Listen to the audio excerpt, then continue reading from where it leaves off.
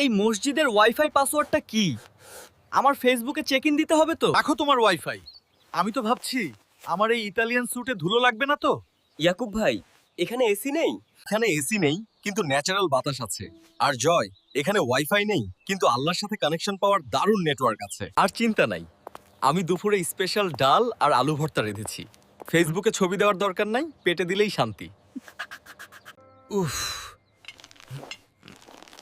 কোটটাই পরে নিচে বসাটা তো জিম করার চেয়েও কঠিন। ইয়াকুব ভাই, চামচ নেই, হাত দিয়ে খাবো, হাতে তো জীবাণু থাকে। জয়, হাত ধুয়ে বিসমিল্লাহ বলে ডান হাত দিয়ে খেয়ে দেখো। সুন্নত তরিকায় খেলে খাবারে বরকত বাড়ে। আরে সত্যিই তো, এত মজা কেন লাগছে? উফ, তোষক ছাড়া ঘুম আসে? পিঠ তো ব্যথা হয়ে গেল। আর মিজান ভাই তো ট্রাকের হর্ন বাজাচ্ছে। জয়, জানো আজ সারাদিন বিজনেসের কোনো টেনশন ছিল না। শক্ত মেঝেতেও অদ্ভুত শান্তি লাগছে। মনের আরাম পাওয়া যায় আল্লাহর জিকিরে। কি জয় ভাই, মোবাইল বের করলেন না যে? মিজান ভাই, গত 3 দিন মোবাইলের স্ক্রিন দেখিনি, কিন্তু অনেক সুন্দর আকাশ দেখেছি।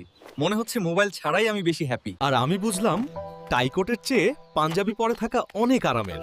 মাশাআল্লাহ, চলো এবার বাড়ি ফিরে এই শিক্ষাটা কাজে লাগাই।